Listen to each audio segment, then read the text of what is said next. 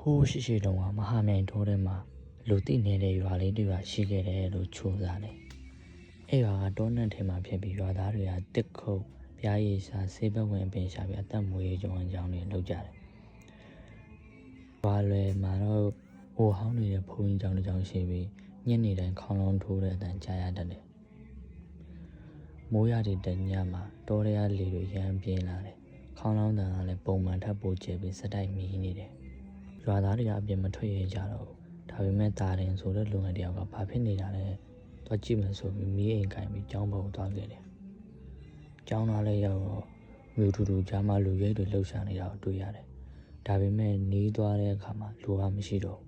။ခေါင်းလောင်းကတော့ဘယ်သူမှမထိုးပဲတစ်ချက်ချင်းမီးနေတယ်။တောင်းဆိုပြီးတော့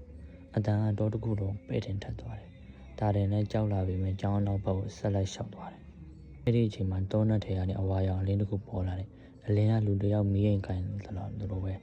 တာရင်ကဘယ်သူလဲလို့အော်မေးပြီးတော့ပြန်မဖြစ်ဘူးအလင်းကတဖြည်းဖြည်းတောနက်ထဲဝင်သွားတယ်။တာရင်နဲ့စိတ်မထိန်နိုင်ပဲအဲ့အလင်းတော့လိုက်မိသွားတယ်။လိုက်ရင်နဲ့သူမသိတဲ့နေရာတွေရောက်လာတယ်။တစ်ပင်ကြီးတွေကရမ်းမြင်လေမတိုက်ပေမဲ့အရွက်တန်တွေကိုကြားနေရတယ်။ခေါင်းလုံးတန်ကလည်းအဝေးကနေဆက်ကြားနေရတယ်ပဲ။တစ်ချိန်မှာတော့သူ့ရှိမှရွာဟောင်းကြီးတစ်ခုပေါ်လာတယ်။အဲ့ဒီရွာတော့ပျောက်ဆုံးနေတဲ့ရွာကြီးပေါ့။အဲ့ဒီရွာမှာလူကမရှိဘူး။ရွာတွေက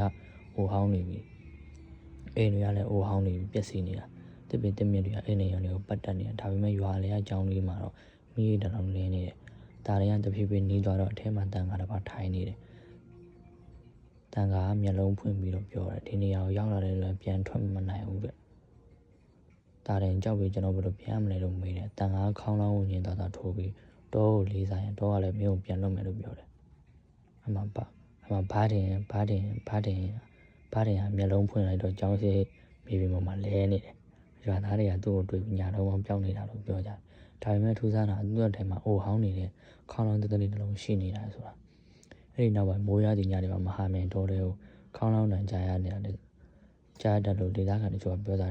တချို့တောတွေဝင်သွားတဲ့လူတွေကမြူပါပြီးအဝါရောင်မြင့်တလုံးရှာနေတာကိုမြင်မှုကြတယ်လို့ဆိုကြတယ်။စရာနေရာတော့ဒီတော့ပါပဲ။အားလုံးကျန်နေတဲ့မယ်ဆိုရင်ကျွန်တော်ရဲ့ channel လေးကို like and subscribe လုပ်ပေးကြပါလို့တောင်းဆိုပါတယ်အားလုံးပဲကောင်းသောညနေဖြစ်ပါစေကြမ်းမှချမ်းသာကြပါစေ